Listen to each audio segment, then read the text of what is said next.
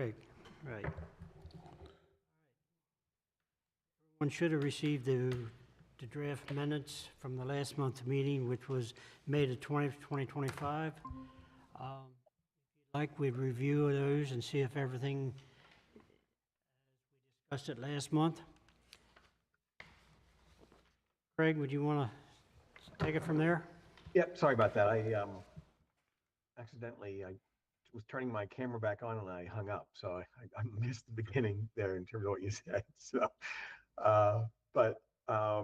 yeah, so we had, last week we distributed the kind of the full draft. The last month when we were talking, everybody wanted to see kind of where the full draft of everything where we stand right now. So we have that. We didn't get that. I didn't get that. Yeah. We did not receive that full draft. What we received was what we were talking about, the housing and community design. Jim, you got comments on that? Just sent the chapters that we were going to be talking about that we got that we hadn't received yet. Yeah, I don't think I distributed the full draft because we hadn't talked about the couple chapters that are on tonight. Right. So yes, you should have received. I mean, definitely received that, and then I think on the 17th. Well, we can review that tonight too. But that full draft was sent on the 17th. So I don't know. I'm not sure what happened there. Let's review what we have in front of us for. Yeah. Oh, yeah, Yep. yeah, yeah. Yep. Start with that. So, Emily, you want to jump in with that discussion initially? Yep. Yeah. Let me pull up my screen. Let's see.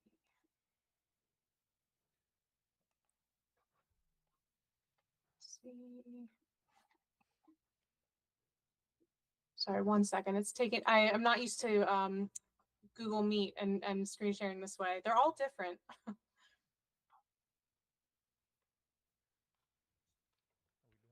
right. I think. Oh, that's what we're talking, the minutes of February 20th. Yeah. We're going to review those. Everyone here on the same Okay, but page? yeah. Evidently, we don't seem like we are. Emily? Sorry. Craig? We're kind of like to review the minutes of February the 20th? Okay. May the 20th. May 20th, May 20th. thank you. Yeah. Let me pull those up. 99 in March. We've got bigger issues. Okay. There we go. Okay, so this one was a long one. Some of that was just so I was making sure that I was understanding everything, because I wasn't there. So let's see, for the plans, economic development, historic and cultural resources, public safety and community well-being, and intergovernmental coordination. There was a discussion about goal 1 and access to small business resources. A discussion about that. Hmm. We talked about what flexible zoning means. Changed the word flexible to adaptable. On goal On 2. page 2, right? Page 2. Yes. Right. Yes. Yeah. Okay. There was just discussion about that, about the flexible versus adaptable. On goal 2, there's discussion about what concentrating housing, retail, and services in a walkable area efficiently using existing infrastructure would look like. Craig had some comments on that, as well as Councilman Tillman.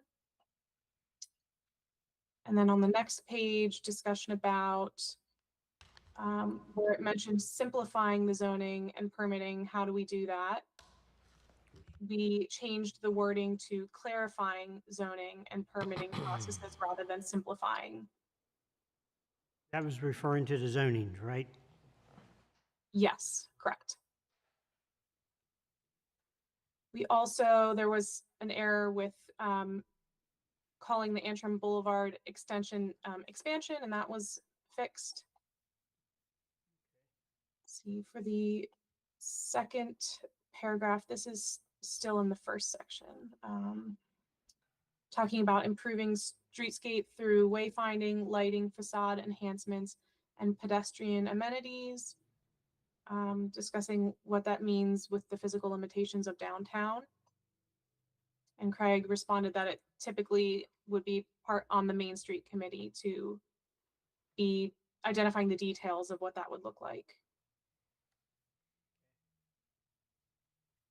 On the next page, Excuse me, Emily, just a comment for my friends here.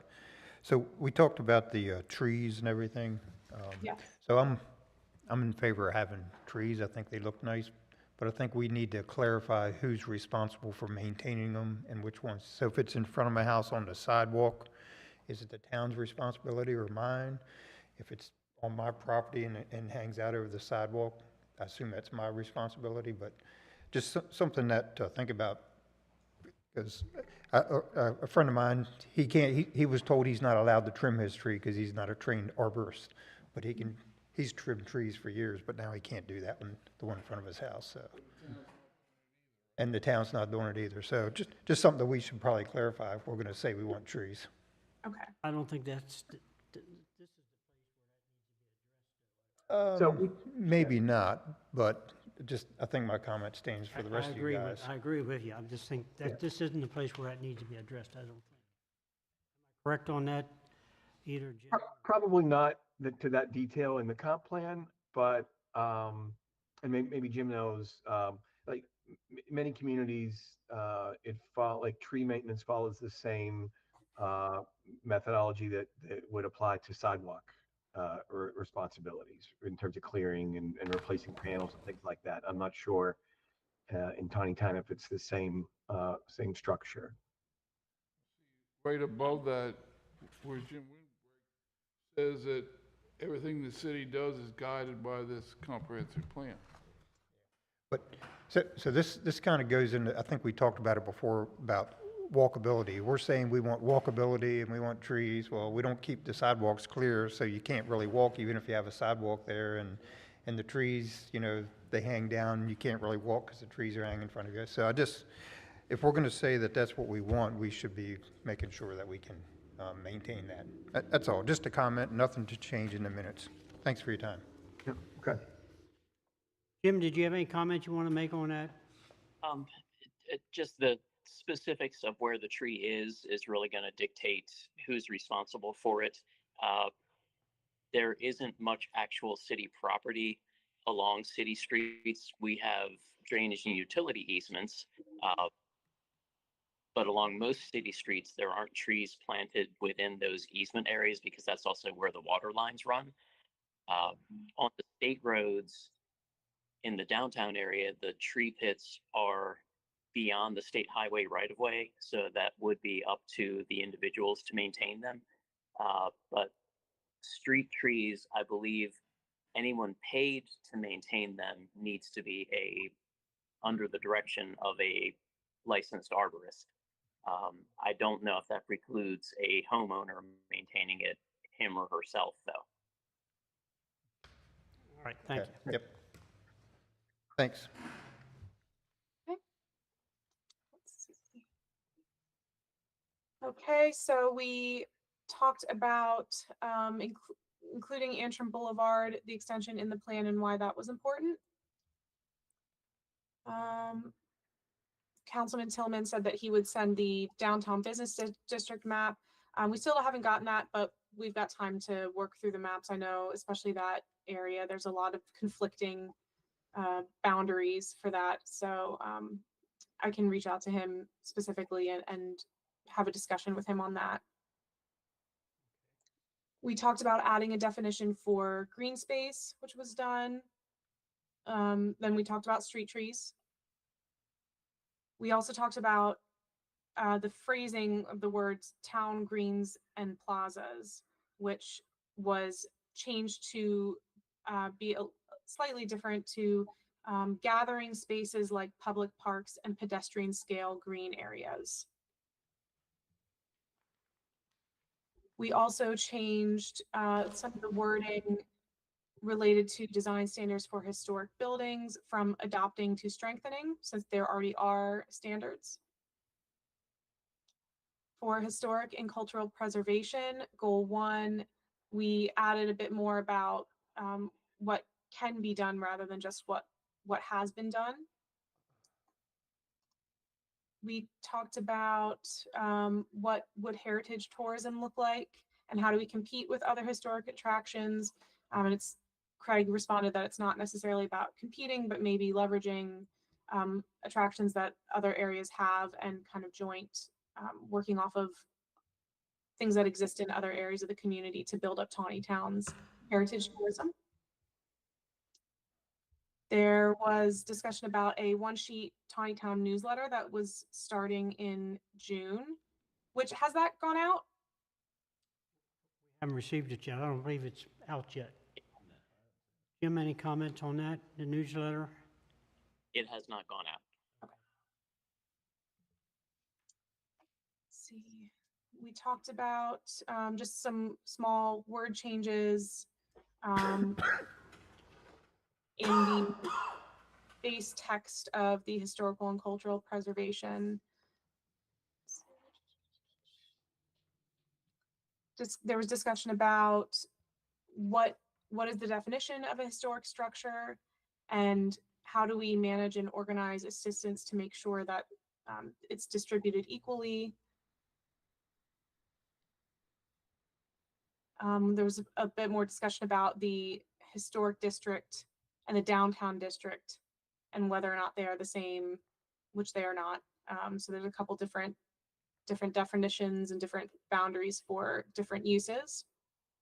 But we'll make sure that whenever we talk about the historic district or the downtown district, we'll make sure to clarify the differences and make sure that the same phrasing is used to reference the same item each time in the plan.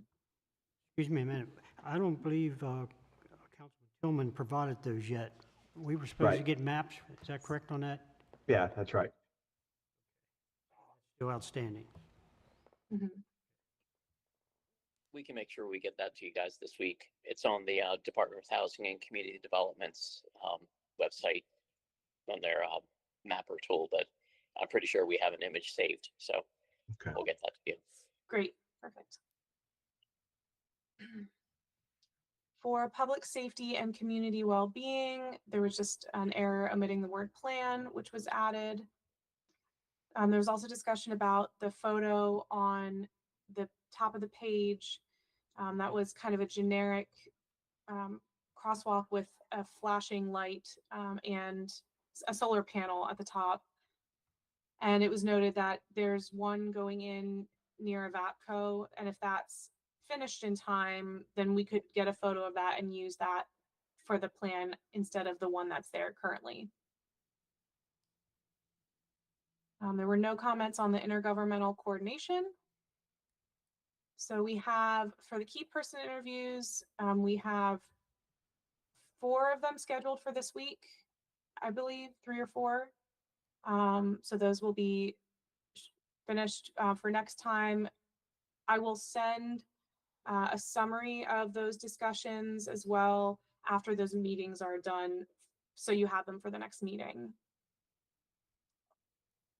There was a discussion about the fact that the plan is still pretty high level and when will we be getting into more detail, and that was, Craig responded that that's more the implementation element, which was done for this this iteration of the plan. There were some comments from Paul Kluth about professional resources for new businesses and that they exist elsewhere in the county and other, maybe other municipalities would have those as well. So that Taneytown doesn't necessarily need to duplicate those, but just share the resources and where they're available. There was a discussion about emphasizing that the city is business friendly as sort of as a marketing strategy in the plan itself. He also mentioned using more contemporary images. Some of them are outdated, or there was specifically one with a sign that is no longer there. So I had added a note basically for all the images that are there. We tried to stick with publicly available images just so we don't have to track down people to ask for permissions to use them. So sticking to things that are on Taneytown's Facebook or the Parks and Rec Facebook or Wikimedia Commons, which has a lot of free images as well. So we're a little bit limited in what we can use. I definitely will change out any photos that are particularly problematic. We do have a couple extra photos here and there.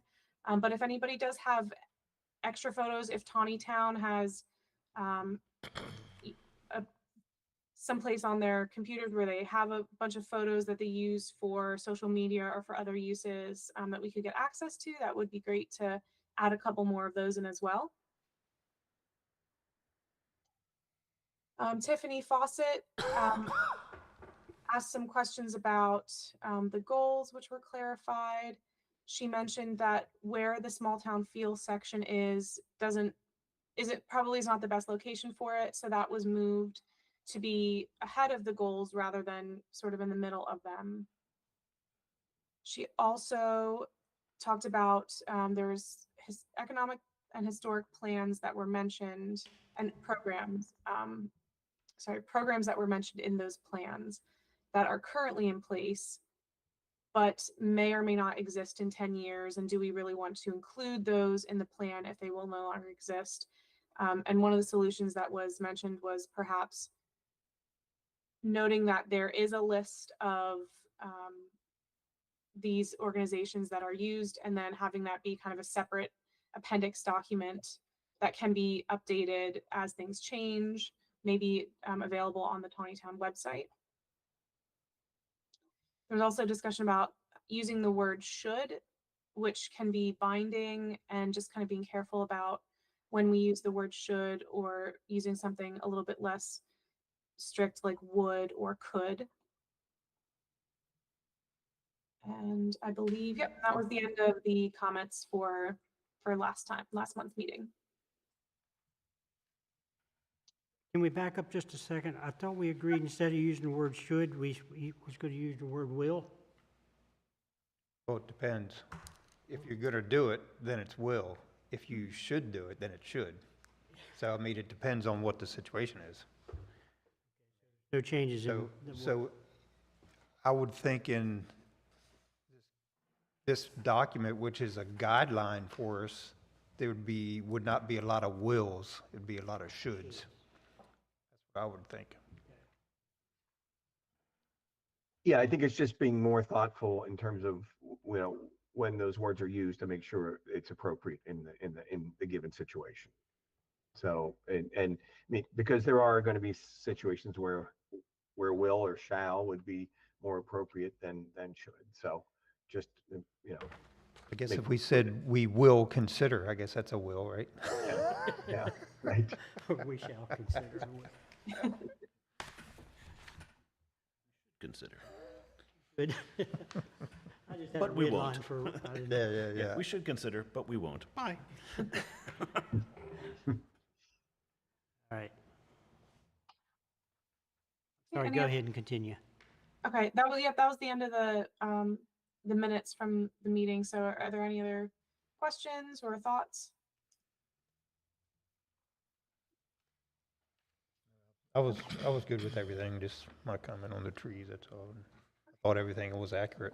So did I. And the only thing at the end for distribution, we may want to take Director or Hale's name off of there. Mm-hmm. Oh, yes, okay.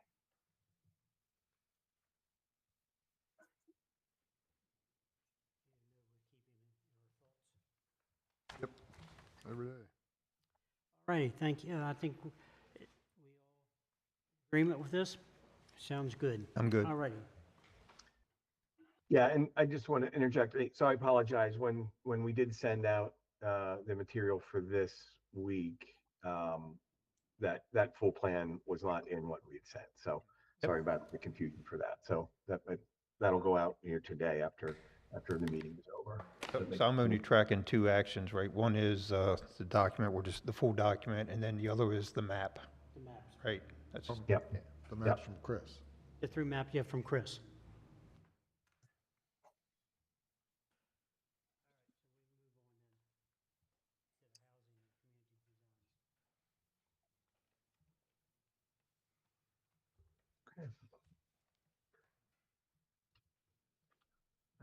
Do we want to jump into those plan elements now?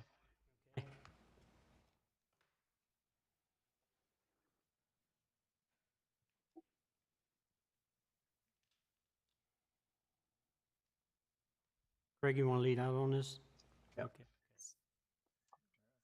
Just grab that. Emily, do you have those to share? Yep. Okay.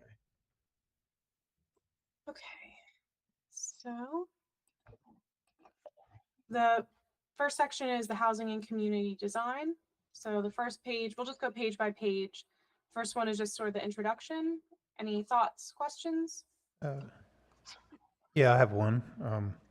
So on the paragraph on the second side, we use the word resilience, and I just need, maybe I just need educated, but I don't understand how the availability, physical form, and design of a community leads to a resilient community. So I just, if somebody could help me with that, I mean, I just don't understand.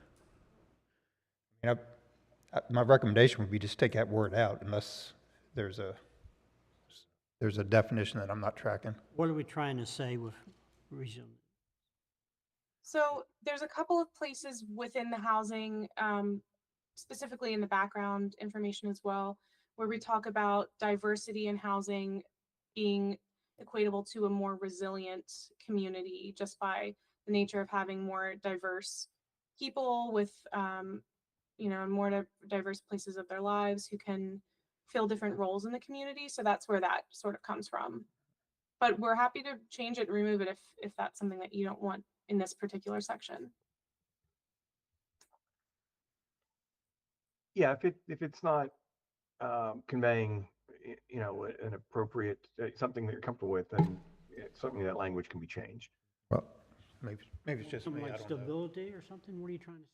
I was gonna say, I kind of took these first two paragraphs as basically the fluffy language before we get to the stuff after you turn the But page. Yeah. So I agree. but Yeah, I don't see how, yeah. I don't see, I mean, I mean, I understand what you're saying, Emily, but I don't know. I'm good with whatever, but you guys listen to me talk, so whatever you guys want to do is fine. So did we like stability better? Is that something that we'd want to change that to?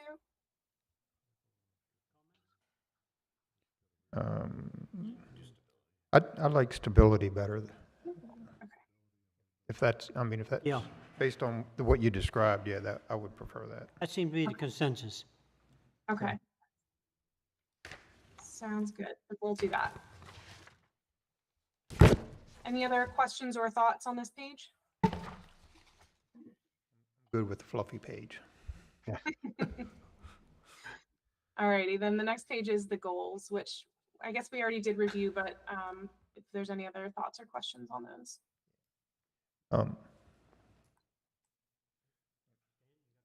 I sure do.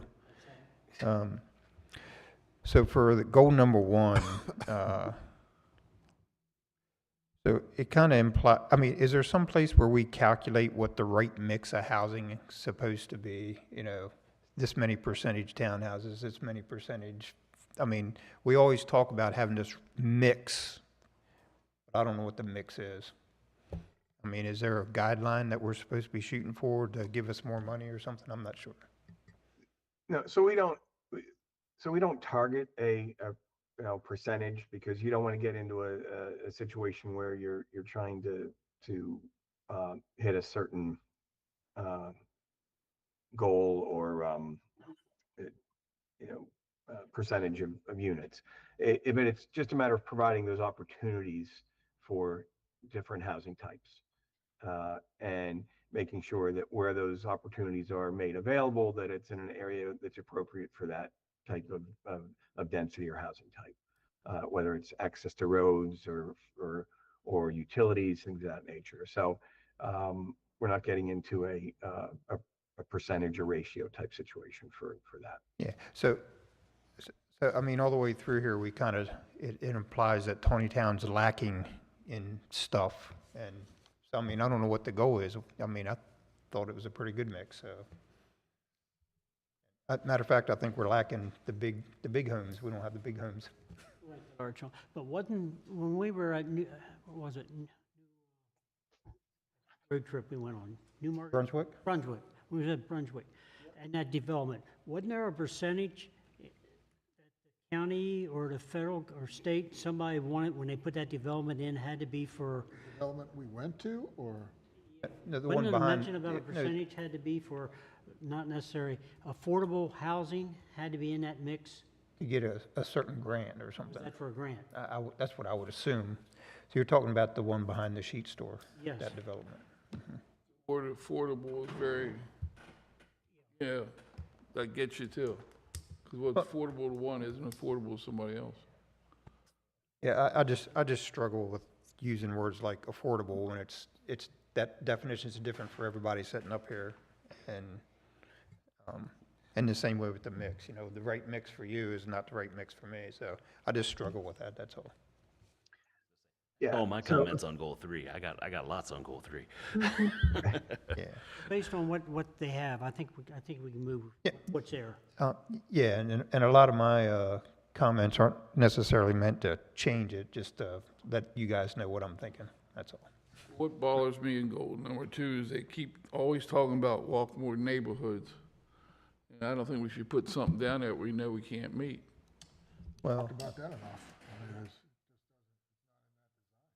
Because let's face it, we know we all have a problem with the park coming up. We can't make a walkable design to that. So why are we writing it in here? well, this is a goal, Yeah. our goal. Well, we just write down you want to get to the moon or something. I mean, why put BS in here if we're not serious? Well, I'm serious I'm about it. tired of fluffing stuff all the time. I'm serious about it. Oh, yeah. Yeah, ain't gonna get done though, huh? All right, let's, point is taken. Yeah. Absolutely. So, yeah, I got stuff on goal 3. So it kind of dovetails with what you were saying. What is the definition of affordable? Because we've got an entire goal about addressing affordable housing needs while not actually defining what that actually is. And it also dovetails with how is that enforced? What's the ratio? All of this stuff seems like it would have to be defined somewhere, aside from a fine, lofty statement, but what's the meat and potatoes that actually goes along with that? So there are state and federal guidelines with regards to affordability. You know, some communities write the affordable, the requirement for percentages of affordable housing into codes. I don't know if that's the direction that Taneytown wants to head.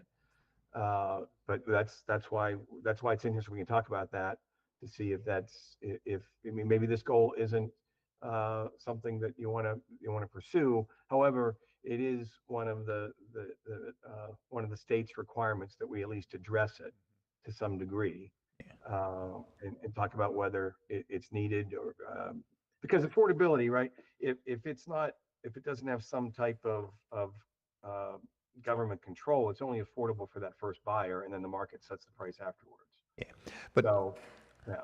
yeah, to your point, Craig, I guess the state says, here's what the average income is, and 28% of that is what you should pay on housing, making up the numbers. And then, so therefore, that if it costs you more than that, it's not affordable. But I think Tiffany pointed that out, that was defined somewhere. Yeah. Like I said, the state, we are required to at least address it in the plan to some degree.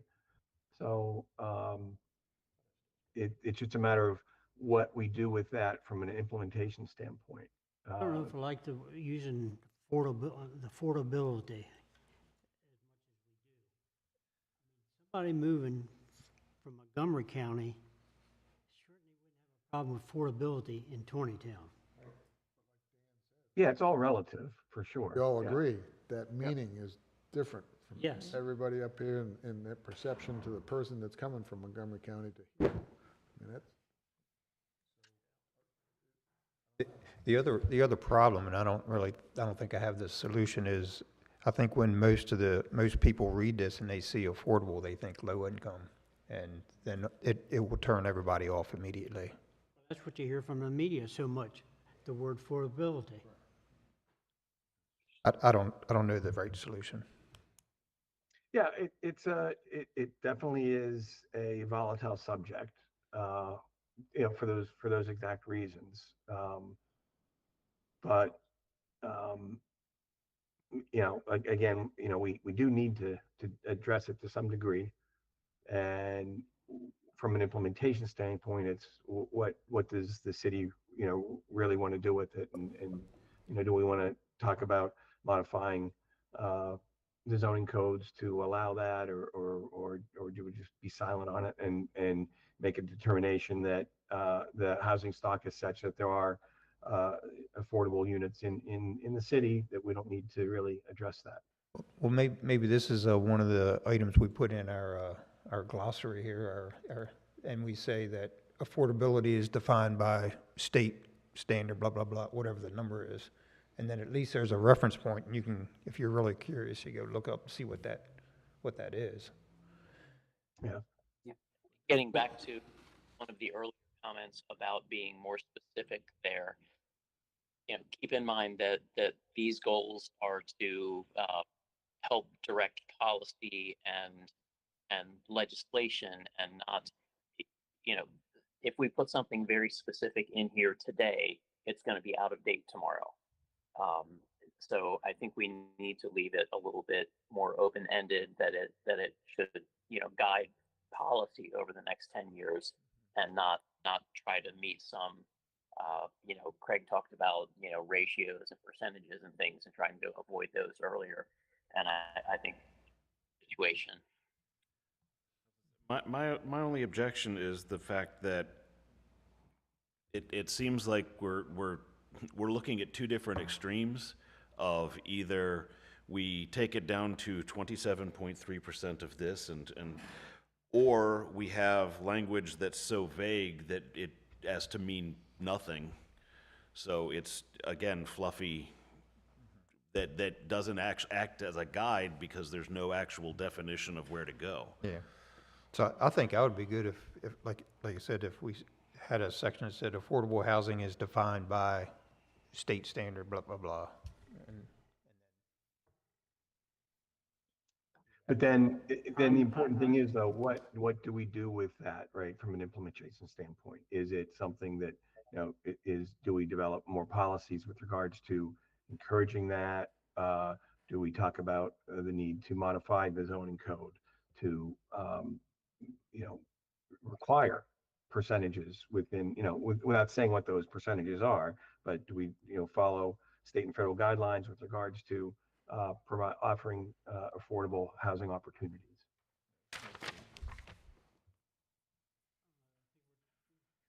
And again, Maybe. it doesn't necessarily mean low income, because affordable housing, to buy a home, even a starter home, requires a significant income.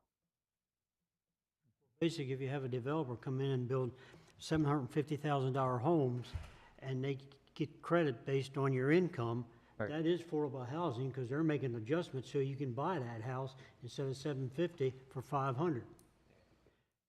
So if there's some type of formula or a percentage that is But again, that would be, those percentages or those formulas would be in the legislative documents, not in the policy plan. so basically we are housing. 750, Right it's now, if you look at what we're talking about, $750,000. Taneytown is offering affordable housing. Well, I mean, but because I'm just, if you look at the overall goal 3 wording, address affordable housing needs while maintaining neighborhood stability. What are the needs? What are the affordable housing needs that need to be addressed? What problem are we aiming this goal at? That's, and I mean, I'm sure we can come up with 7 or 8 different variations of what that would be, but this is just the problem. This is the engineer in me. This is the problem I have with imprecise language, and where it's implied that 3-line little statement implies all kinds of things. And are we really meaning to imply all of that? And what is the problem that we're trying to fix? Because it looks like we've got a solution in search of a problem definition.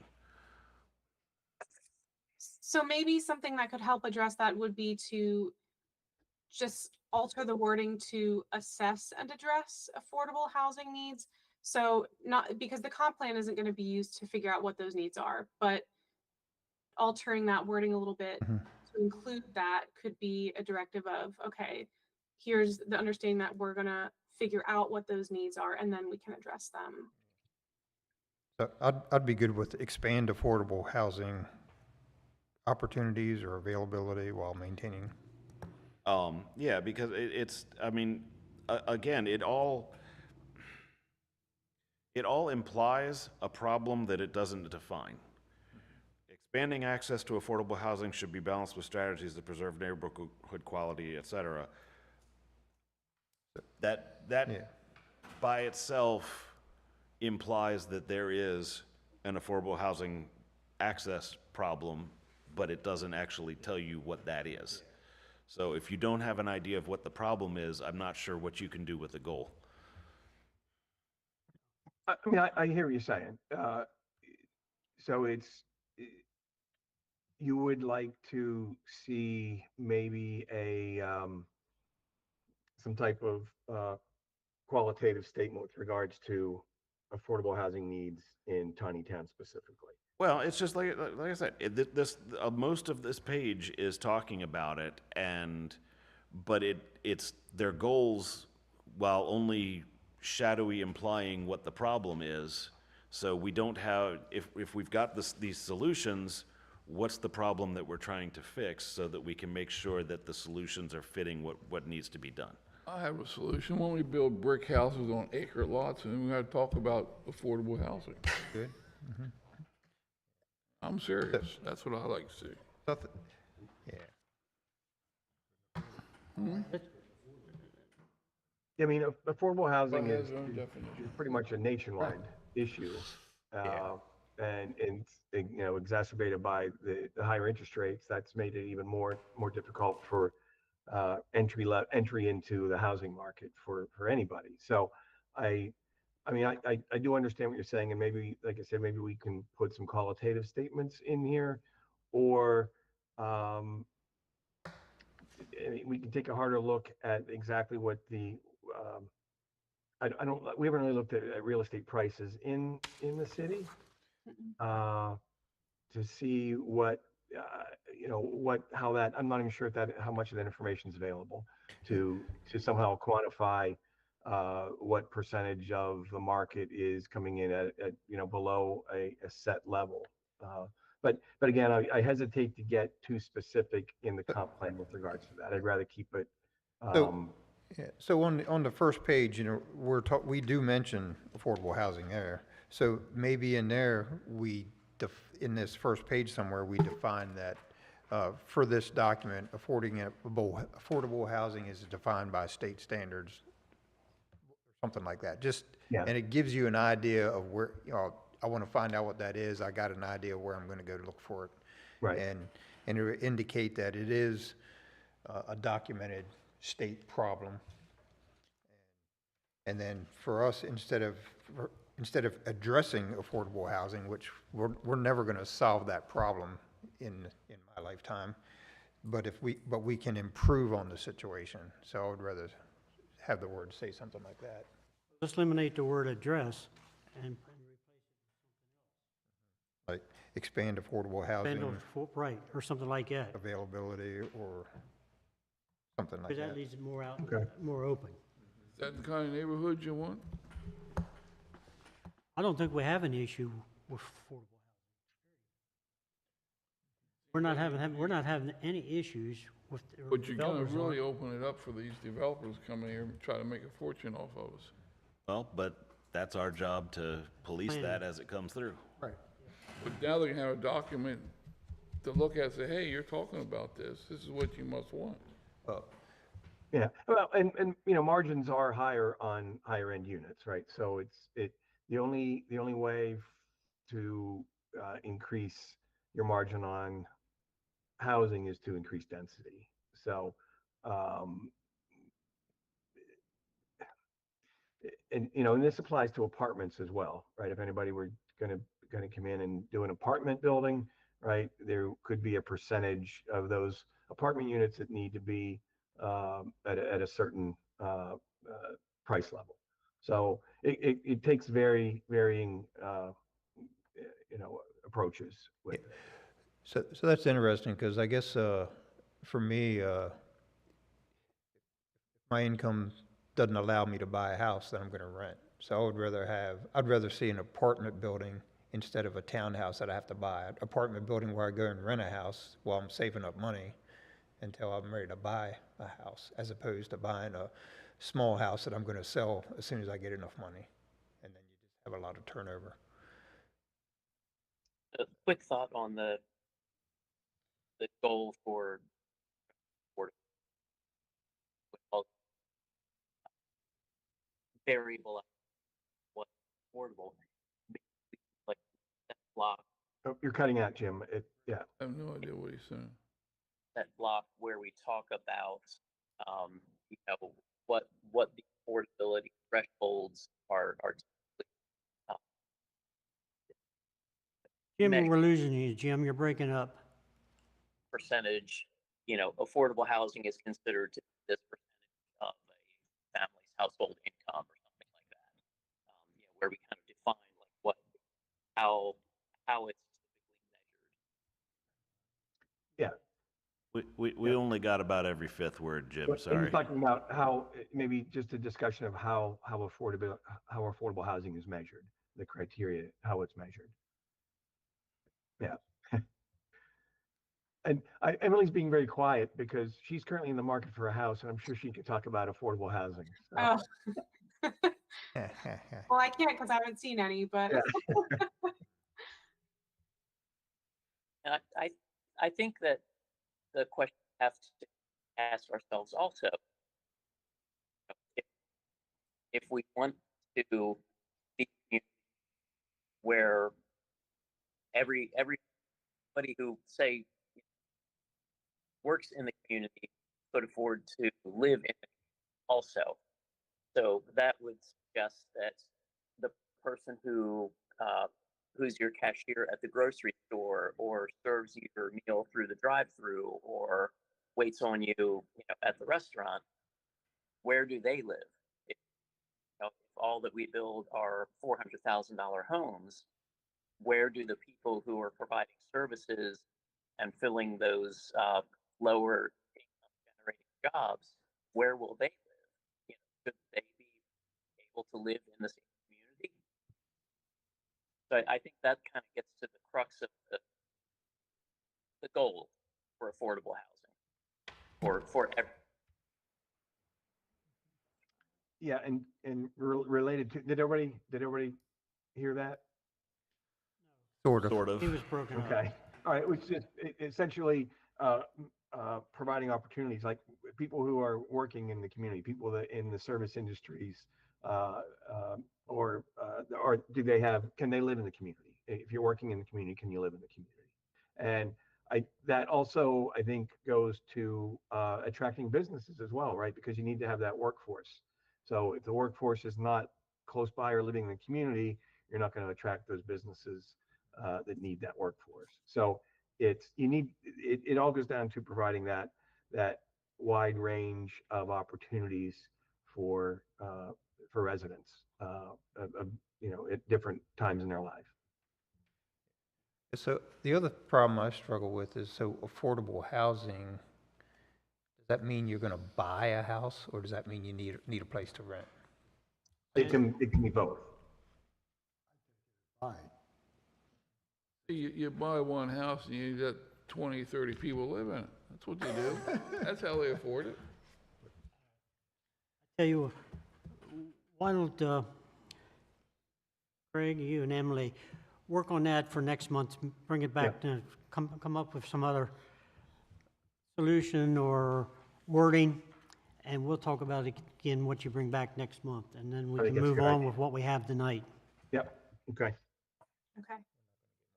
Sounds good. Hoping- All right, so the next It's worse from page, here out. We're gonna give you a challenge tonight, Emily, just so you know that. the next page is sort of, it's, so all of the plans, the formatting changed a little bit on this page. Previously, it was just long paragraphs, and while the information is all the same, we just kind of split it up and added headers, so it's a little bit easier to skim through, it's easier to read. It's not quite as opposing just having a big old block of text.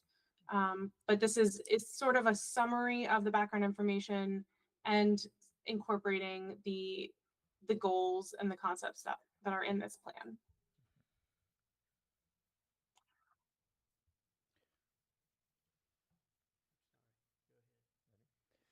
Um, Trying to adjust my sound here.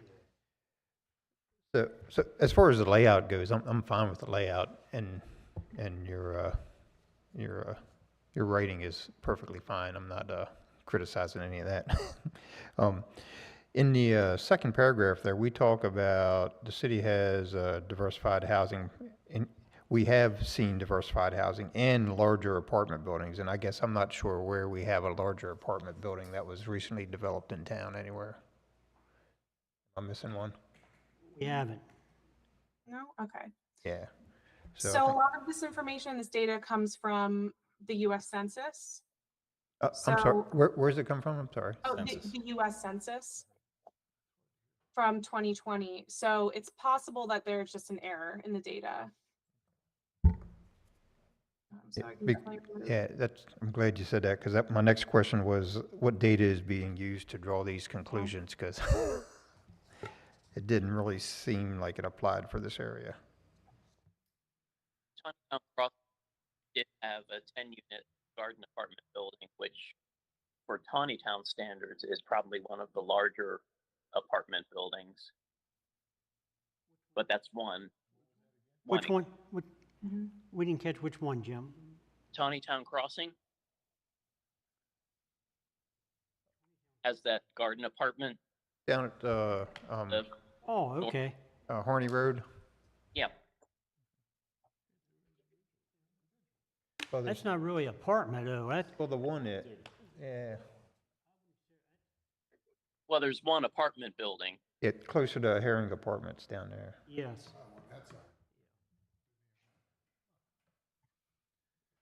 Definitely,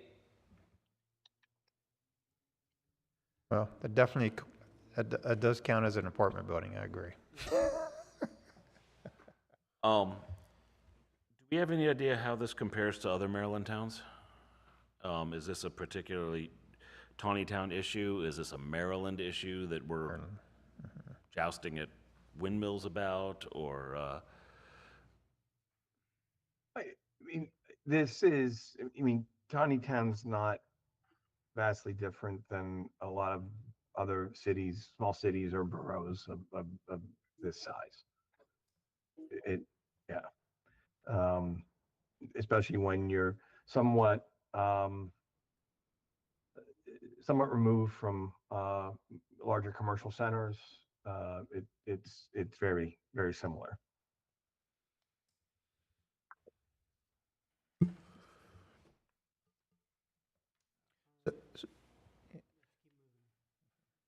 Um,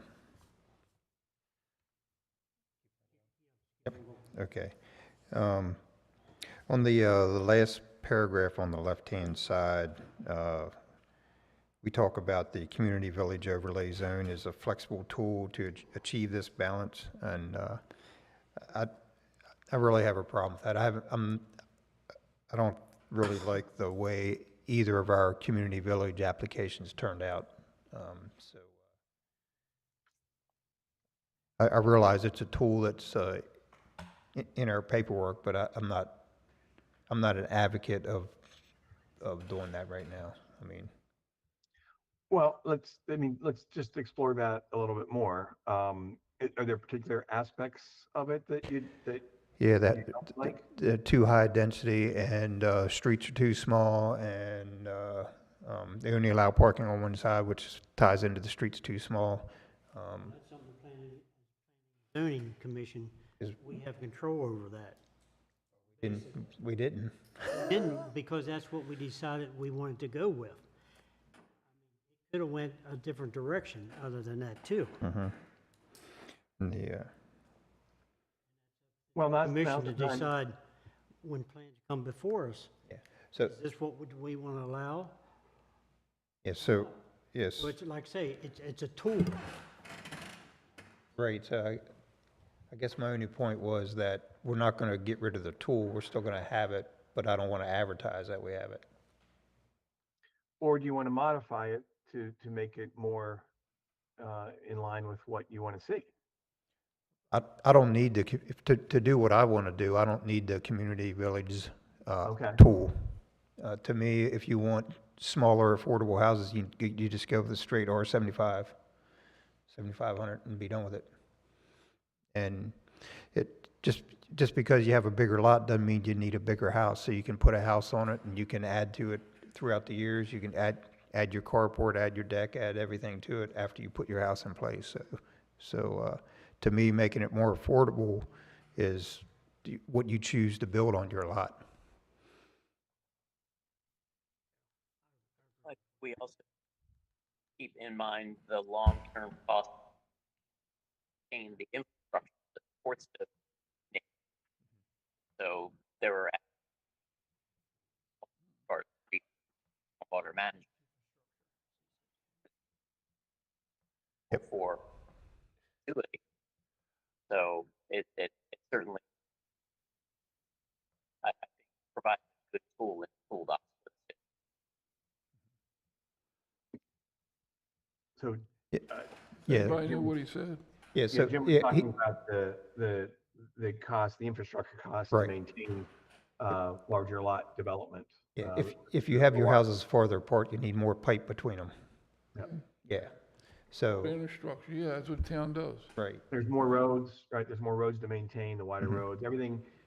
You know, the more infrastructure you have, the more expensive it is to maintain in the long term. Right, because it makes it a nicer place. Makes you proud to come home that way.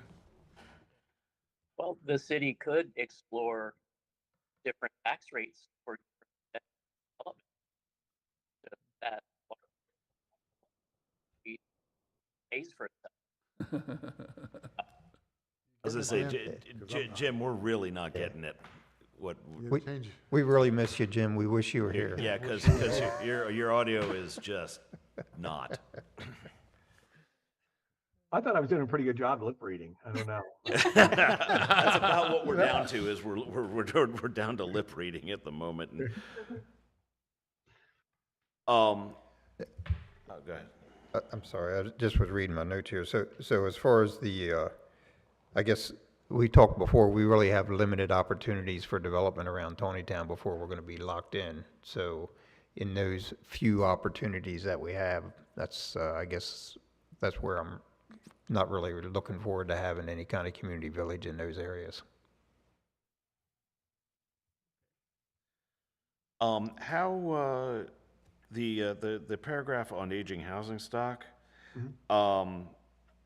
it talks about how the houses contribute to the city's historic character, which I'm assuming is particular districts, but may require reinvestment to remain functional, efficient, and accessible. Where does that come from? Is that we're going to tell the homeowners or the property owners that they have to do this, or what? How this is in as one of our plans. is that putting the city on the hook for it, or what are we, how does that get implemented?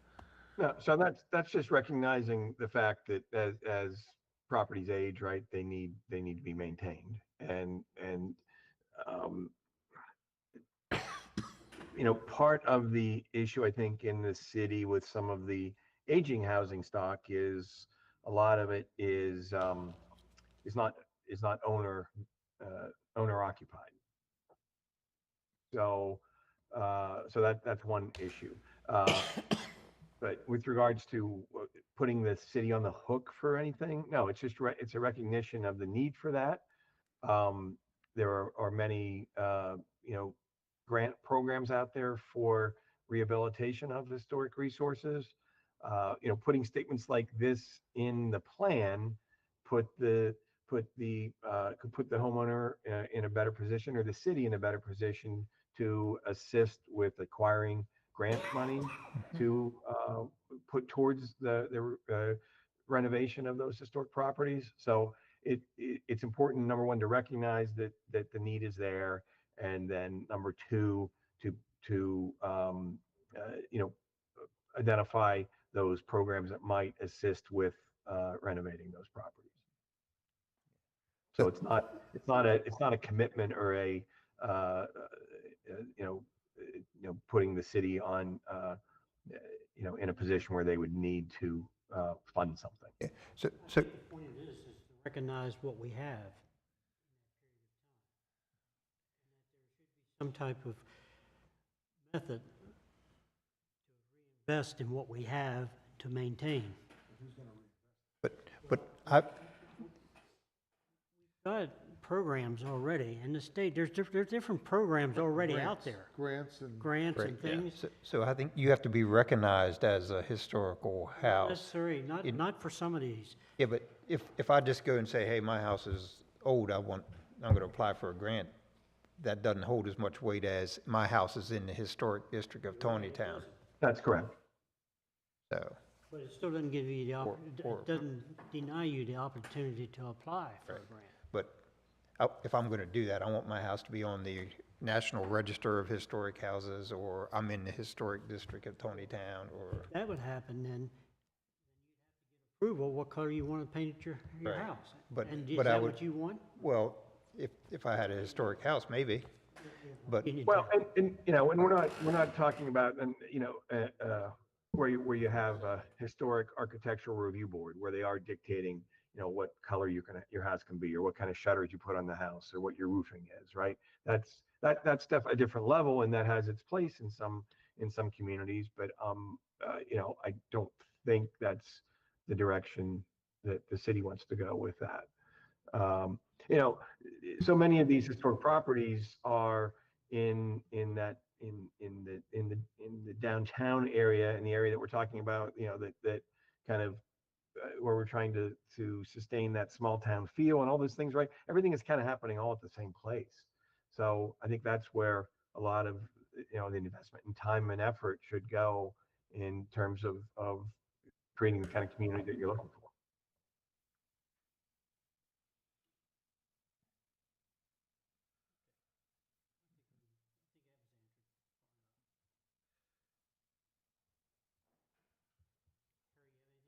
I Before we was, move on? I'm kind of moving down the page at this point, yeah, so. All right, let's jump to the next. Yeah, jump into the next thing.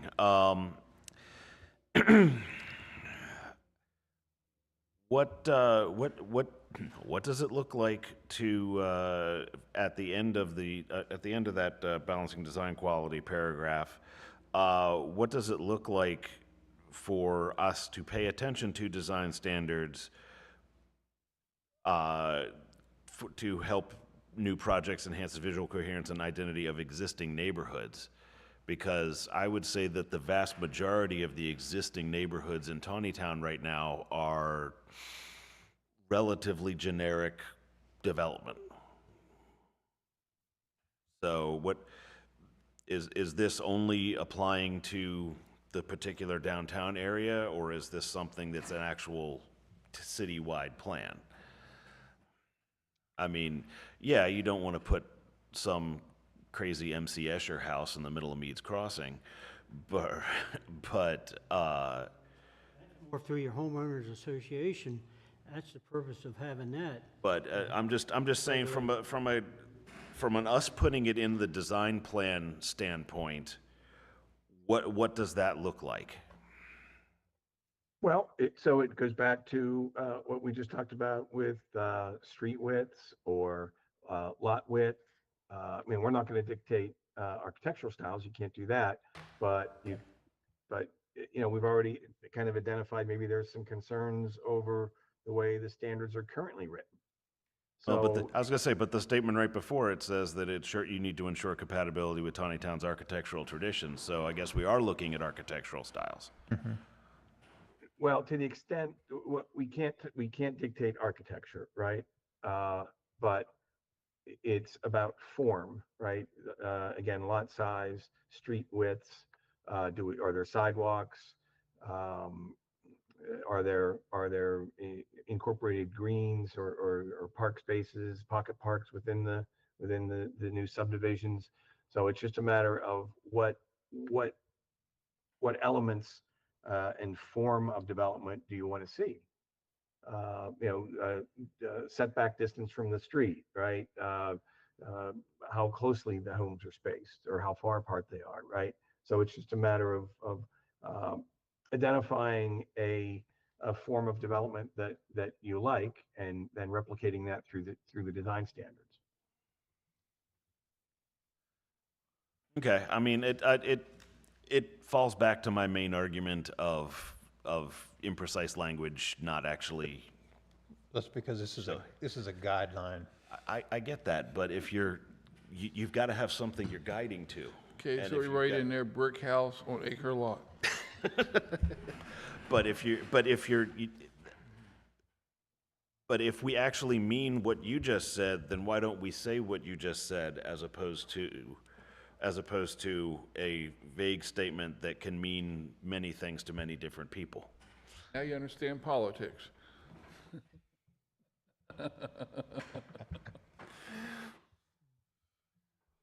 But I mean, and honestly, that's pretty much where I'm going all the way down the page.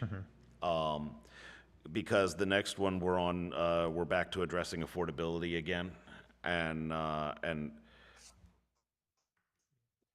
Well, again, these statements here, right? We're taking those goals and then narrowing down, right? Okay, here's what it further means. I mean, I get it. It's a policy document, right? So we have to be cautious in terms of how specific we get, and realizing that this is supposed to be a 10 to 12-year document.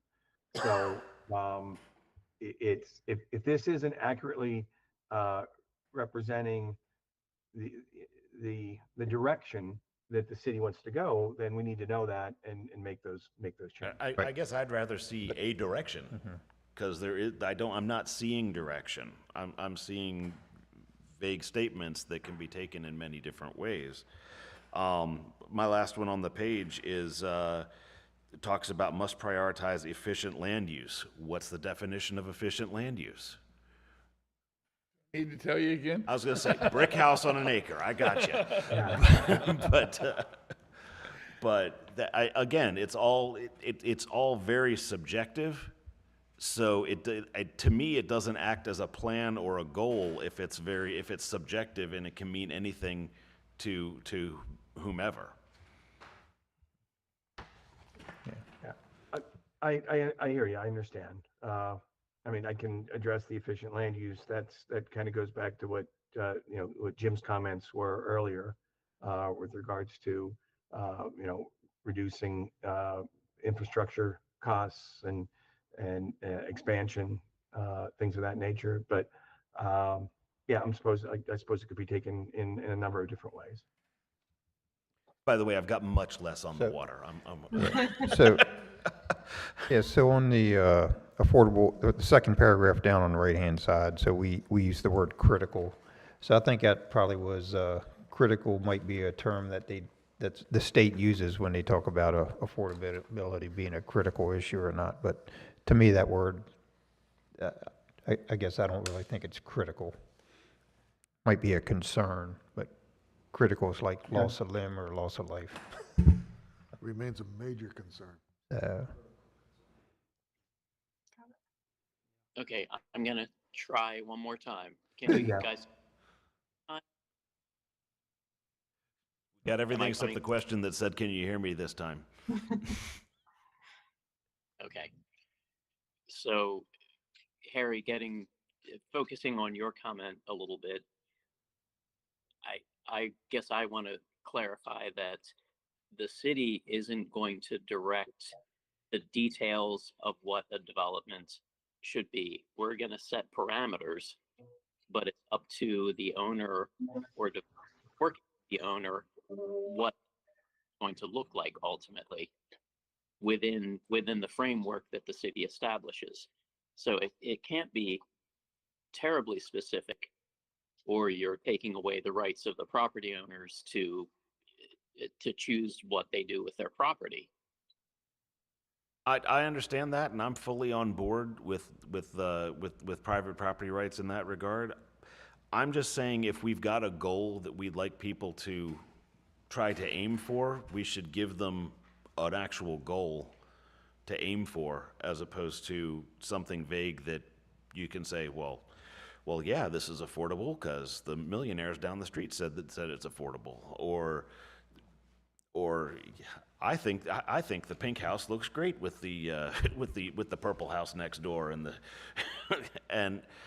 but I'm just, like I said, I'm concerned that we're not providing actual goals in this. We're providing vague statements that can be taken in many different ways, and to the point where it's not actually a plan. It's just vagueness. But the next page helps you define a little better, right?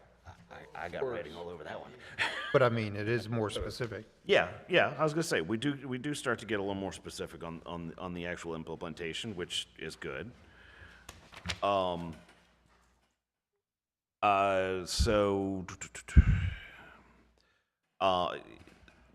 under goal 1, provide diverse housing options. What do we allow now?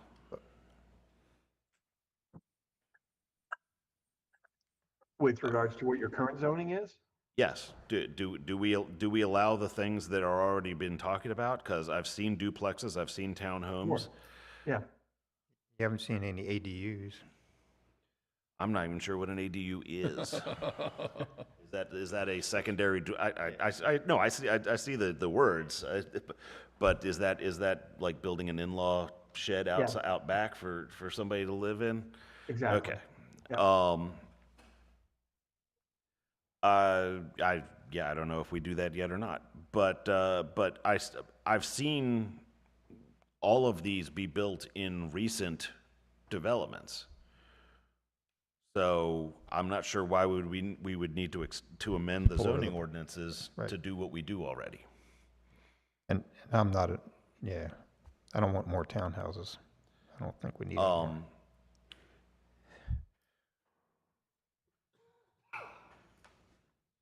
I had the same questions you do on the village overlay zone, but we can keep on going with that. We've beat that dead horse a little bit. Well, to the extent, do we not want to have that as an implementation step in here? Is that something that the commission feels strongly about, that's not, we're using that currently as a tool, but it's not producing the outcomes that we want? So for me, I would prefer not to promote the village overlay zone. Would it be more, maybe is it more appropriate to talk about evaluating steps to modify the village overlay zone to create a design that's more consistent or compatible with the city's land use patterns? I mean, I don't think it should be used as, oh, yeah, it's up to the commission yeah, to approve different phases of that. but I don't want to promote it. So I'm okay with, looking at various types of housing. I'm okay with talking about open space and how we use that. I'm okay with walkable designs, but I don't want to promote. So you want to change, you want to eliminate the word promote. What else can we use instead of promote? I don't want it at all. So not only taking away the developer's option, you're taking away the commission's option and saying, we'll allow you to do this if you playground or other parts, or take the street another foot wider, will allow you to But change the Jim, density. it's our city, not theirs. We should tell them. They shouldn't be telling us. They are, that's why we're, But to my point is that I don't want to promote it. I'm not saying take a tool out of the toolbox, because I'm not changing the Instead of ordinance. promote, using the village overlay zone. tool for, Take out promote and like Jim was saying, tool, doesn't mean we have to use bits and I don't want to pieces. give up that tool because No. you guys haven't been on here long enough to know how many options. Not once that did I this say give develops. up the tool. Not once did I say All right, that. so let's take out promote and put something else there, because I agree, Fine. we should Change, promote it, change, it says change promote to utilize and, utilize it, and or, yeah. be ready to go. Wow. Consider. We obligate, the city obligates herself when we annex the property in. Grudgingly glance at. Pardon me? Grudgingly glance at. Yes. That puts us in a bind to start with. But we're not getting rid of it. We're gonna leave that village. But to Overlay get rid of it, zone. you would have to change the ordinance, right, that we have. Yeah, and I'm not saying get rid of it is the option, but it sounds like maybe you might want to evaluate some of those design parameters in there to create a community that's more appealing to. And I realize it's a personal preference, but my experience is the two that we have in town and the plans that I've seen so far, since I've been, not as long as you, but since I've been here, I don't like any of them. Change that, let's take promote out of there. Let's utilize.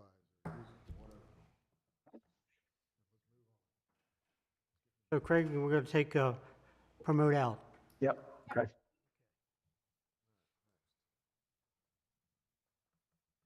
Under goal 2, do we have a definition somewhere else in the document of what the city's character is being portrayed as?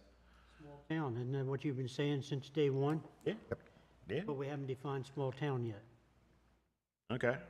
I'm I thought we did. just making sure. That's defined now, yeah. Yes, it comes before all of the goals, so it's kind of its own separate section. Okay. No, with- no. I haven't been here for the whole thing, so I'm trying to, I'm catching up on the fly. I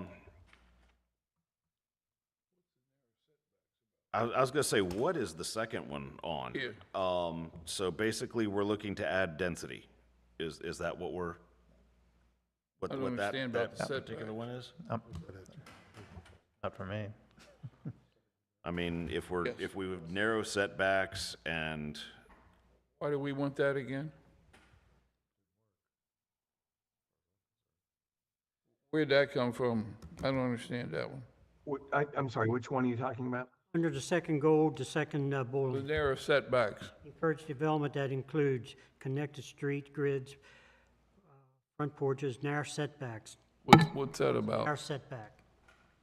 So a narrow setback would be obviously a house that's closer to the street, right? Versus, You can't have a driveway then. So if your setback's 35 feet, we don't want to make it narrow, we're going to say it's 35 feet, or whatever it is. Because that's the situation we have at Garnet Ridge. Ridge, where you can't park in your driveway. Well, I think it's out at the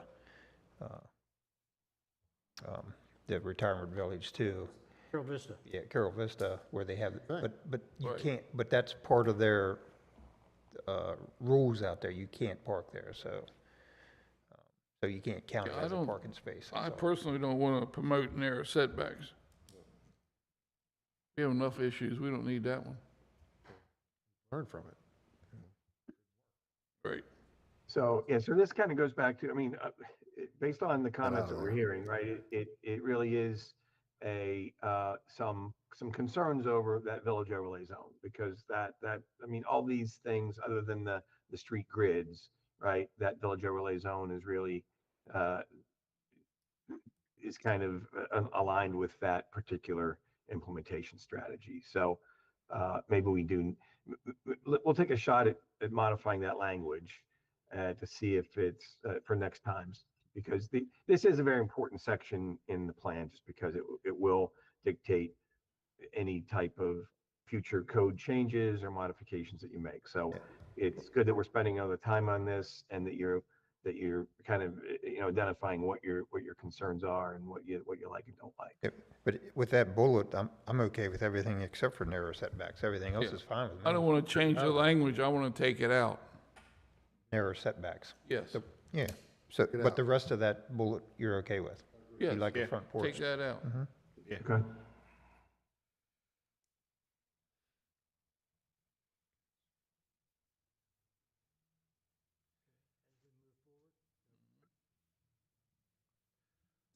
Is the definition of infill development such an example as Tawny Court over here, just off of Baumgartner, where they had one lot and they turned it into two, and they put the really, really tall houses that don't particularly match the rest of the neighborhood? Right. I'll say no to that.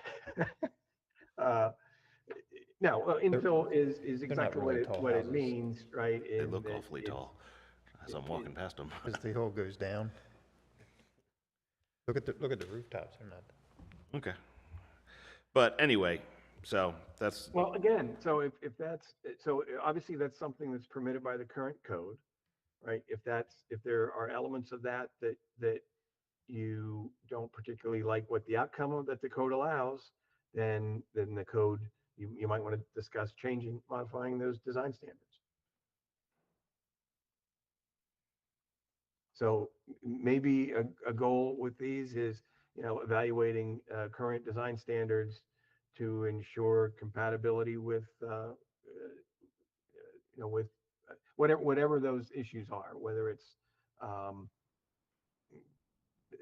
design patterns or building heights or what have you. So, so to your point, Harry, so that bullet there, it says we want to adopt standards that are going to guide that infield development. yeah, no, So that, in and the that's why I was situation- just looking The for the situation where you're definition. talking about, it met every single requirement.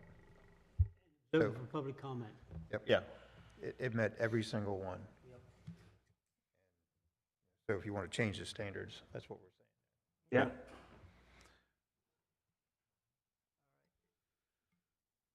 So I think that particular goal is exactly what that hits the issue.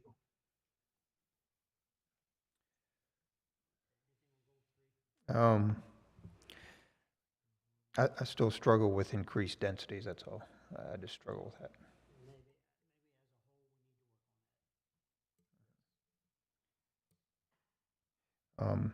And then, so again, I don't know if it belongs in here, so we're talking about considering ADUs. I guess I'm not really opposed to having ADUs, but is there a requirement that we need to meet as far as water and sewer in order to allow another development on a property? I guess it's a question I don't know the answer. Well, typically an ADU would be considered another dwelling, right? And they'd have to pay another fee to connect, as well as another user fee. Okay, so that's true. Okay.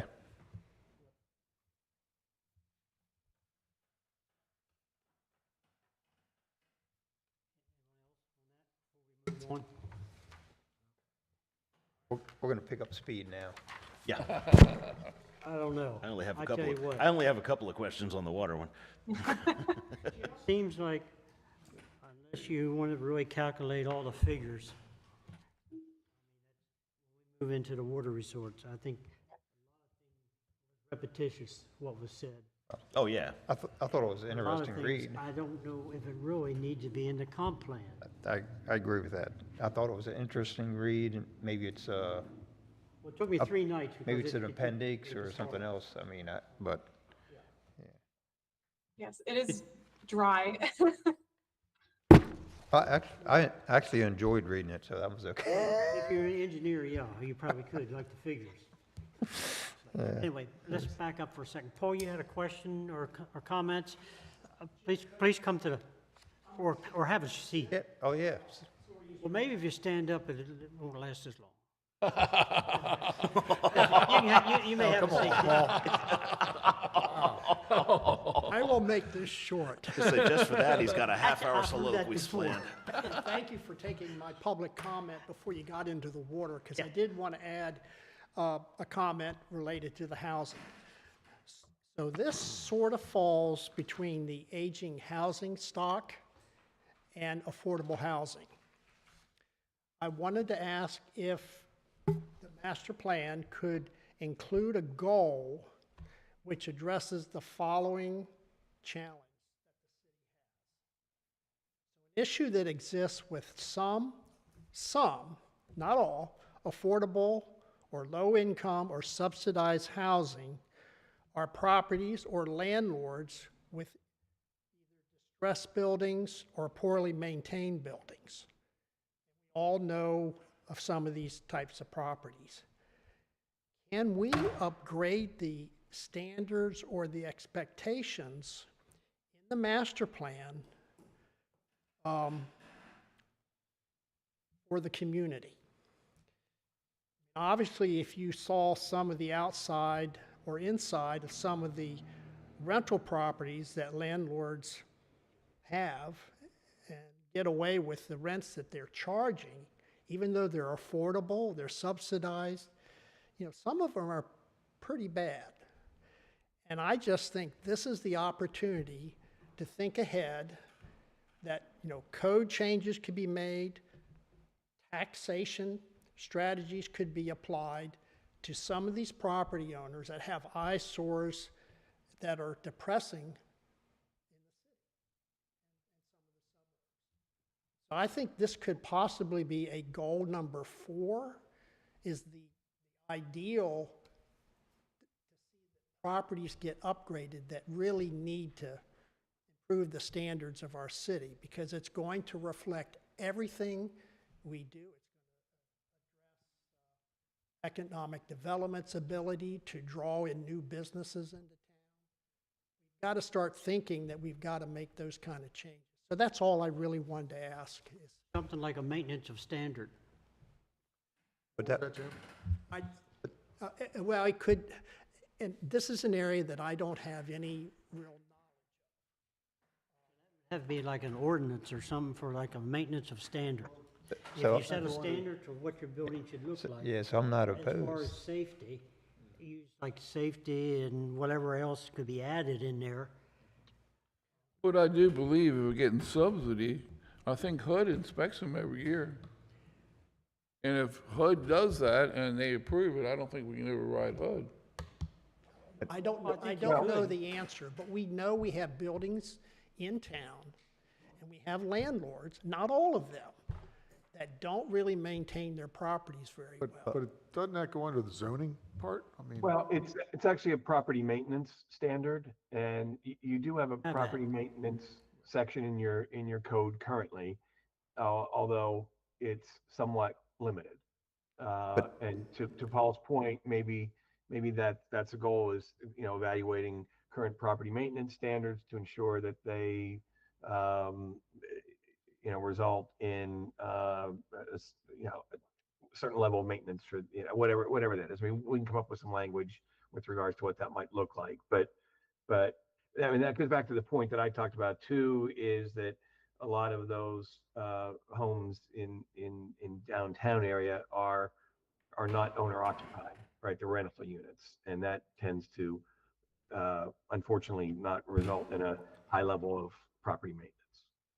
So We're not only talking about downtown, we're talking about the city of Taneytown.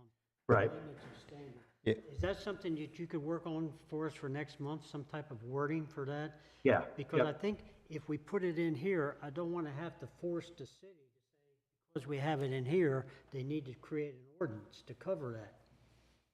Right. Some Main Street communities have ordinances that enforce that type of thing to maintain a level of standard, and these are grown and are successful. but In fact, some will charge a higher real estate, assess a higher real estate tax on rundown properties to force those owners to maintain them and keep them up, or get out of Dodge. so, They can't, keep them up, then sell your property, or let the city take it over, or let the city buy it and then flip it. Appreciate your comment. Yeah, 100% I mean, with you on that. that's kind of that takes a while to get to that point. I mean, there are blighted ordinances that you can adopt as well that would enable the government to step in and clean the property, take the property over. There's also like rental inspection type ordinances that would require that the rental units be inspected maybe once a year, once every 2 years, or a change of tenants. And then there's a specific list of items that are evaluated, public health and safety type things, as well as out general appearance of the unit. So I mean, there are some things there that could result in some needed changes. My suggestion is some kind of a goal in that direction, because I would imagine if you ask the population in the city of Taneytown, that 90% of them would say, we need to do something in that regard. I'm not sure if there's anything in the survey about that or not. I'm wondering if this standard that we would like to have applies only to rental units, or does it apply to houses that are owned by people? It should apply to everyone, every resident in Taneytown, property owner of Taneytown in the city. I support it then. Well, In the city. if we go back a year or two, I think our town attorney took somebody a few places up. I don't want to get specific, but, and it was thrown out of court. They wouldn't even hear the case. Right? You remember that? So I don't know if he can do anything.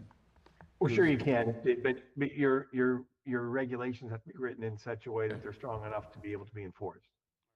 You know what house I'm talking about, you know what it looks like and condition it's in, and, okay. And my comment is not to be prejudiced toward low-income subsidized housing or affordable housing in any way, shape, or form. It's really putting pressure on the property owners to do the right thing. Thank you. Yep, thank you. All right, water resort element. We'll go through All the the technical page as stuff in well. there and get to the heart of it. I got questions all the way along, man. So do I, and that's why I think we should just stick to the technical part, or skip the technical parts and get to the meat of it and just for changes. Emily, or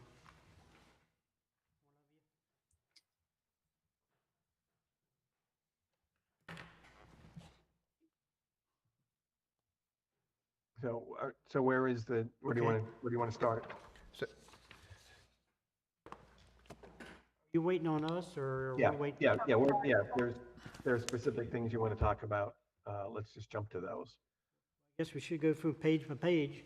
Sure. I got a question. I'm good with page one. Okay. You good with page one? Good. Go truck it. I do also want to note an error that is on, I think, all of the tables in this section. We originally had information from the Carroll County Water and Sewer Master Plan from 2020, and then we found a plan from 2023. So all of the data has been changed to 2023, but in the source underneath each table, it still says 2020. That's incorrect. So that will be altered. I had one question, I guess, on the last sentence. Say we have a supply of 1.5 days of supply. Is there a standard on that somewhere? I mean, how do we know that is sufficient for the size of our population? Is there some type of standard? I had that exact question. Mine's at the bottom, and I went to the back page, but I still got it. At 1.5, Yeah, I mean, what's that? it doesn't sound like enough to me. Me either. 1.5 days? I mean, where did that come from? From the water, this Carroll County, Water and Sewer Master Plan. It didn't mention a standard, it just stated that that's what the supply was. What does the city of Westminster have? What does the other cities have as a, I was just concerned, 1.5 days, not much. What, there's some things you can do without of doubt. Water's not one of them. As we read through this, they say, you know, down the road, we're gonna put another water tower up, and we're gonna do this and that. And 125 million gallon per day storage impoundment. So according to my rough calculations, that's the pond out at the, that's 2.6 million gallons. So this is going to be twice as big as the pond, and you're going to use that much water a day. That average based on 2.5 gallons per, That was the 1.25 million gallons per day storage impoundment that we're going to put in. So that is half the size of the pond out there. So you're going to have, and you're going to use that every day. So, I mean, it has to be more than 125 million gallons if you're going to use that many. yeah. I'll just, I mean, if you don't have an answer, that's fine. I just wondered if it's something, Yeah, I don't have a that's benchmark. something maybe I'll get Jim to look into a little bit too. I would like to know the answer to that. I'd like to know we'd have enough for, And I think it is Couple relevant, days. it's relevant because maybe we don't want any more houses because we don't have enough water, right? right. Well, that dictates, yeah, for sure. Yep. Yeah. I was gonna say, and also to have the tanks as gravity feed for the system, because they were talking that Maryland's grid today or yesterday was having issues, and which is why Pennsylvania's kind of over the border going at us and saying we supply all your power, so have a nice day. But Littlestown, any? but yeah, so they are, so I think we need to be concerned on if we need to up that or something like that, just because if we've got some form of we can't pump because we don't have power for a little bit. I mean, Spain's grid went down. But we're level, basic level, the city of Taneytown is basic level.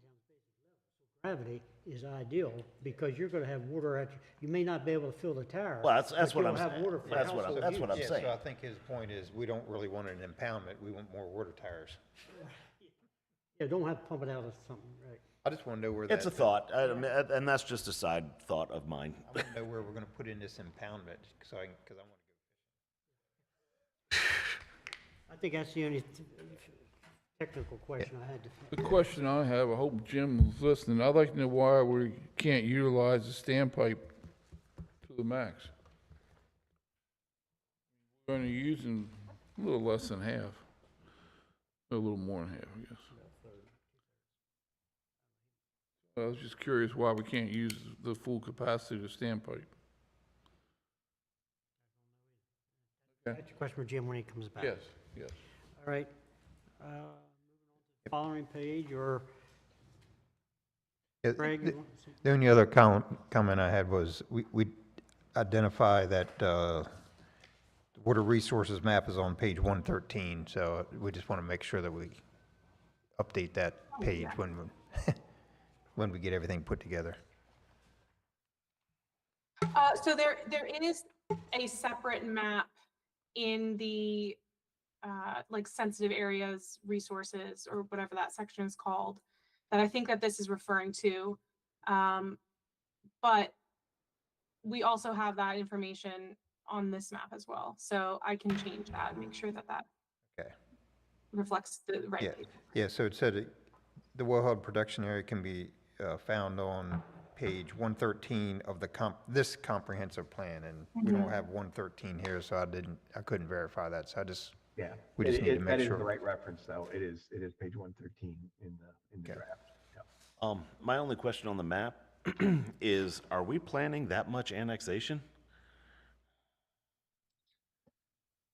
Because we've got a few fairly large chunks on here that are in the long-range future of Taneytown, but that are outside they're outside the red lines. Right. And are we, is that anywhere that's on anybody's radar, or where is that, where are those areas coming from?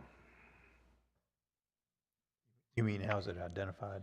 Well, I mean, So- pretty much why? Why do we have that identified as areas? Like, what's the impetus for that? What are we, what's causing us to have that identified as potential area? Are we? No, I get that. I just I'm didn't sure know if that's there what it was, is for I future just didn't know growth, if there was because anything. we're kind of boxed in by what's around us. Yeah. Agriculture, so we should be considering everything within that boxed area. Yeah. So I guess that's the question is that, so how did that line get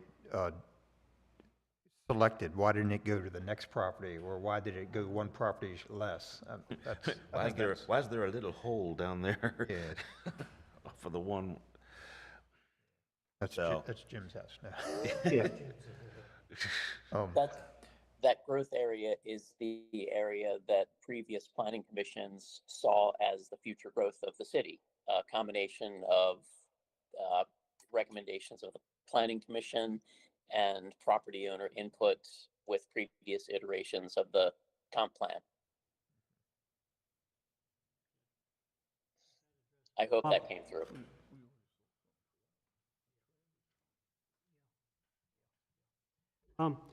While we're on the map, I noticed there's some loops or some connections that are not loops, they're dead ends. Should we make plans that we have a circuit all the way that there's no dead end mains running anywhere for our water?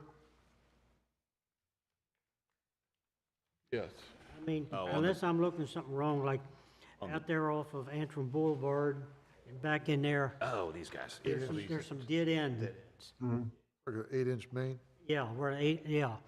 Shouldn't we be something in there for future that we try to make connections so we don't have dead In ends? And terms of also, looping, what, in terms of a goal for looping the Yeah. system? Yeah, we can add that. I mean, they're likely,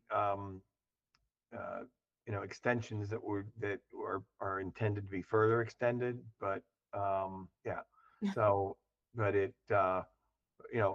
certainly any opportunities to loop the system should be implemented. I think it's I know there's a couple places, I think the other one was out off of 194, there's another dead end. a good goal. And I think that should be set in as a goal, and I seen Jim had his thumb up, so that's, Yeah, I think we were talking about the reason why they're dead ends is because they're going to be extended in the future. So that's why, and once that extension meets its limit, then it would definitely be looped at that point. you'll put that in somewhere? Yeah. Okay, Yeah. thanks.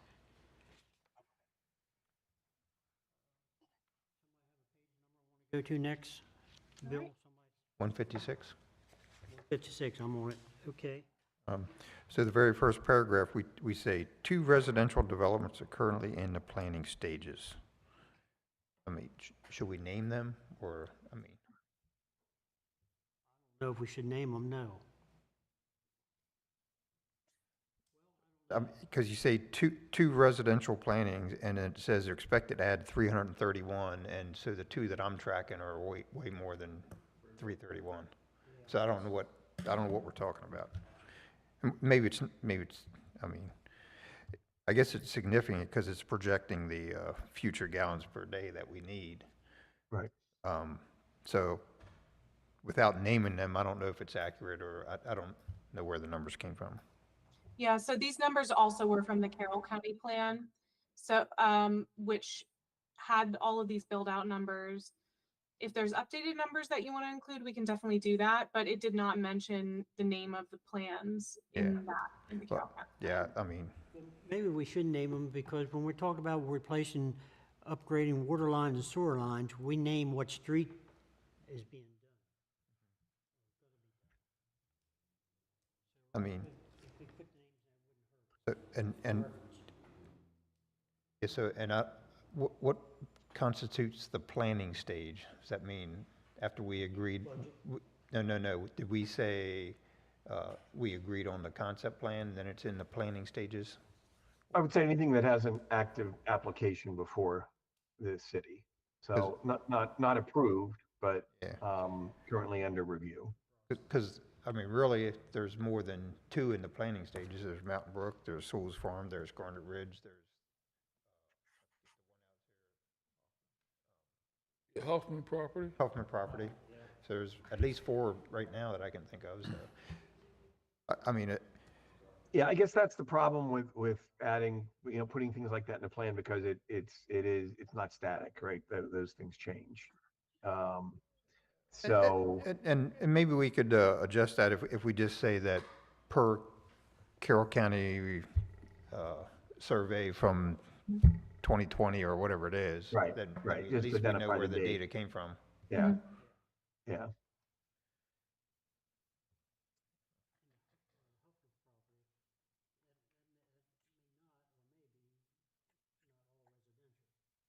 Right. That could be a general business But I just, based on zoning. I couldn't come up to the 331 number. I didn't know. I assumed the two was Mountain Brook and Garnet Ridge. That was the two I assumed, but That doesn't match. that doesn't match up to that number. So,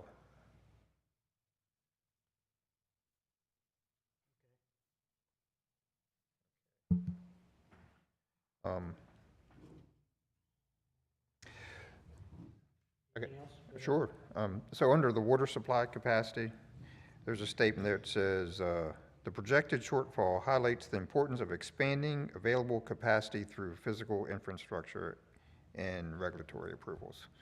So I agree that's one conclusion that you could draw, but I could also draw another conclusion that says we need to stop developments.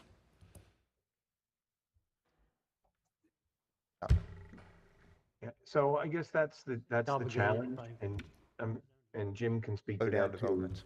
Yeah, Yeah. in that, uh, you need those customers and those users and those ratepayers and taxpayers to help sustain the city.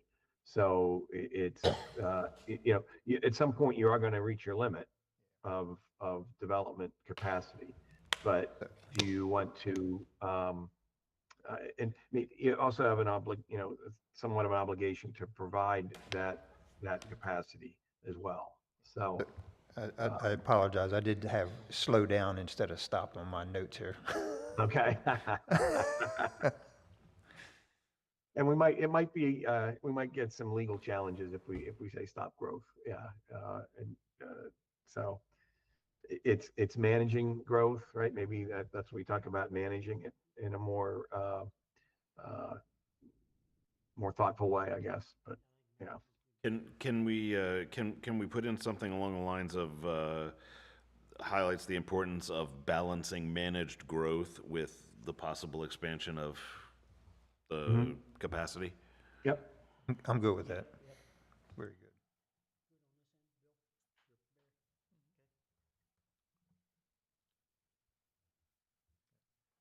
Go ahead, sir. 557, I had a question about why we have 338 water accounts and only 293 on sewer. Is it that many people that are hooked up to water but not waste?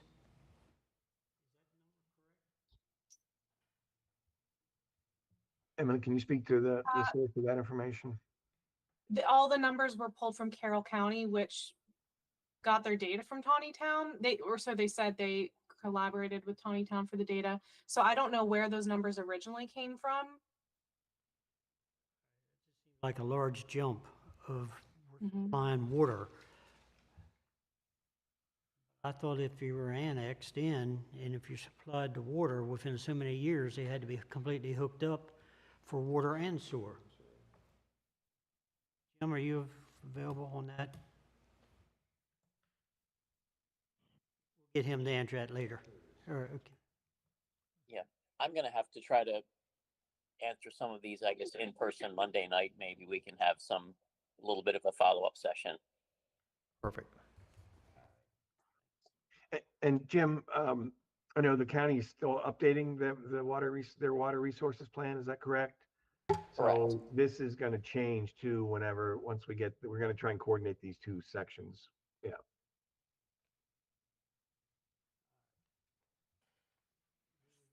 Anybody else? I think I was getting close where I was losing interest. Anything on 158? I had no comments on Oh.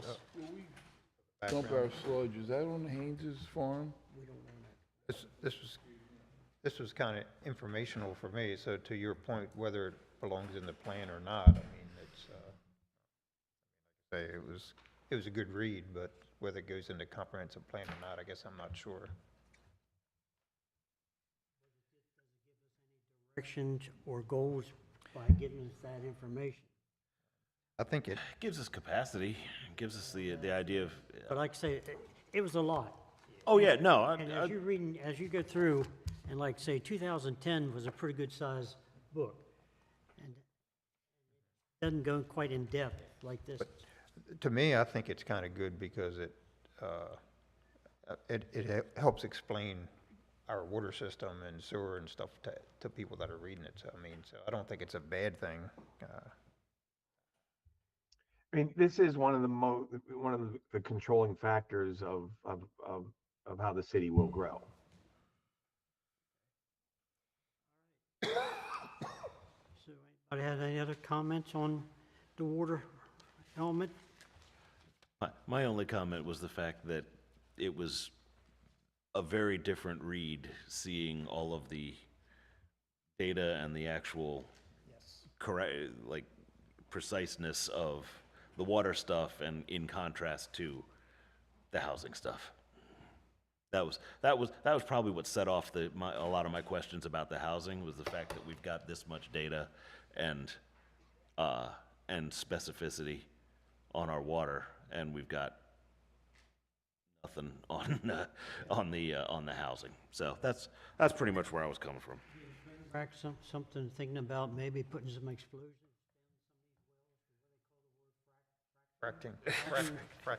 I'm not crack sure to that open goes up. as well for water wells as it does for some of the other ones. Right. Yeah. Let's call that Plan C. See, okay. So you have a new goal as a councilman, give us another water tower soon. Budget, so, all right.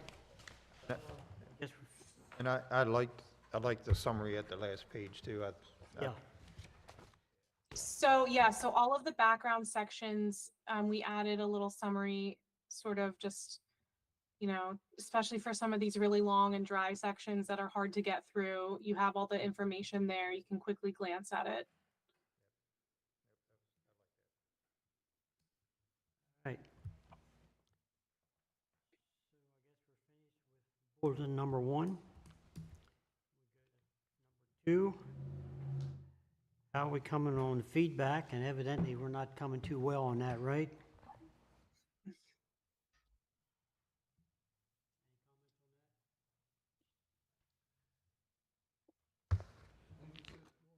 Who's coming up, isn't it?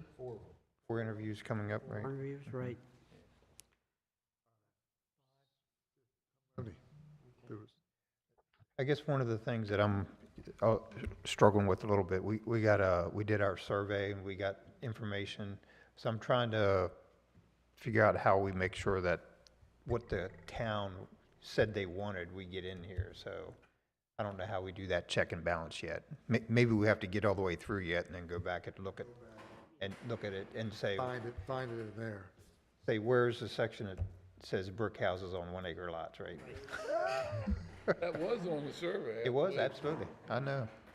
All right, So I can take the survey data and kind of split it up into the sections that correlate with all of these different sections in the plan, and send that to you. So we kind of have a way to look at what was said versus what's in the plan and the goals. I think that'd be good. Yep. That would help. Like what, our next meeting is July 22nd? Good for, should be good for everyone.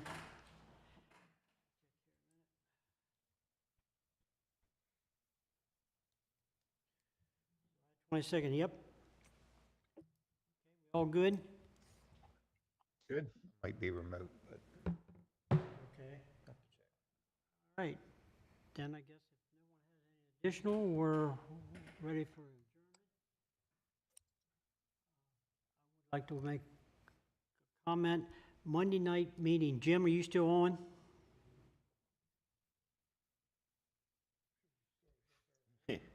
Yes. Monday night meeting, I may or may not be here. Bill won't be here.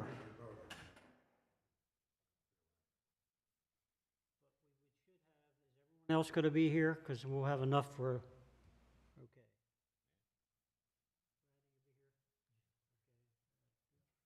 So we'll have enough for a quorum then. That, you guys, I have to decide who's going to chair.